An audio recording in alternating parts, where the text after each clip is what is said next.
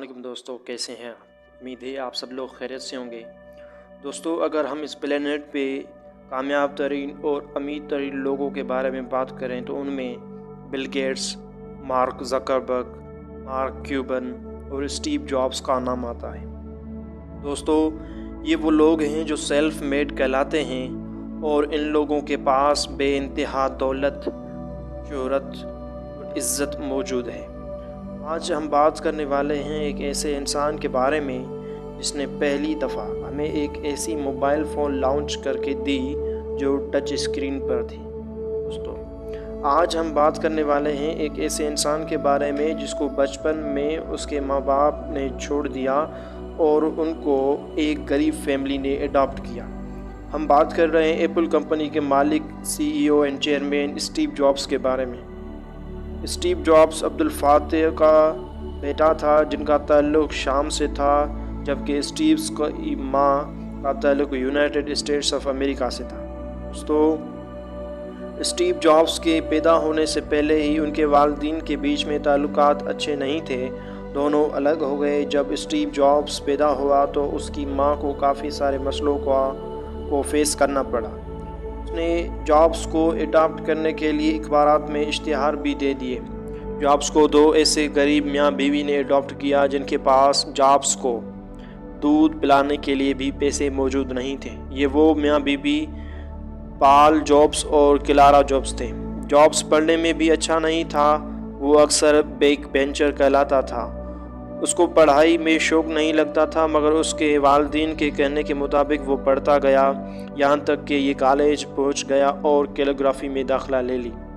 پڑھائی کے دوران جابس کے پاس پیسے نہیں ہوتے تھے۔ وہ کیا کرتا تھا کہ کوکا کولا کی خالی بوتلیں جمع کر کے بیچ دیتا تھا اور ان سے جو پیسے آتے تھے ان سے اپنا گزر سفر کر لیتا تھا، اور ہفتے میں ایک بار 5 سے 10 کلومیٹر سفر طے کر کے ایک مندر میں فری کا کھانا کھانے جاتا تھا۔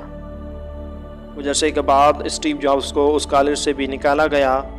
کچھ عرصے کے بعد کیا ہوا کہ انہوں نے ویڈیو گیمز بنانا شروع کر دی کیونکہ اسٹیو جابس کو کمپیوٹرز کے بارے میں کافی معلومات تھی اور انہیں اس چیز میں انٹرسٹ بھی تھا۔ 1976 میں جابس نے ایپل کمپنی کا بنیاد رکھا۔ اسٹیو جابس کچھ ایسا کام کرنا چاہتا تھا جس کو کسی نے نہ کیا ہو۔ دوستو، 2004 میں جابس کو لبلبے کا کینسر ہو گیا، جس کی وجہ سے ڈاکٹرز نے انہیں کام کرنے سے منع کر دیا۔ تو اسٹیو جابس نے انہیں کہا، ابھی میرا موڈ نہیں ہے مرنے کا، مجھے تو کچھ اور کرنا ہے، مجھے تو کافی سارا کام بھی کرنا ہے۔ اس وقت کیا ہوا کہ وہ آئی پوڈ بنا رہا تھا۔ دوستو، آج کل دنیا کے کافی سارے ممالک میں ایپل کا استعمال ہو رہا ہے۔ ایپل کی کافی ساری پروڈکٹس ہیں جیسے iPhone, smartphone, iPad, tablet, iPod, Apple smart watch.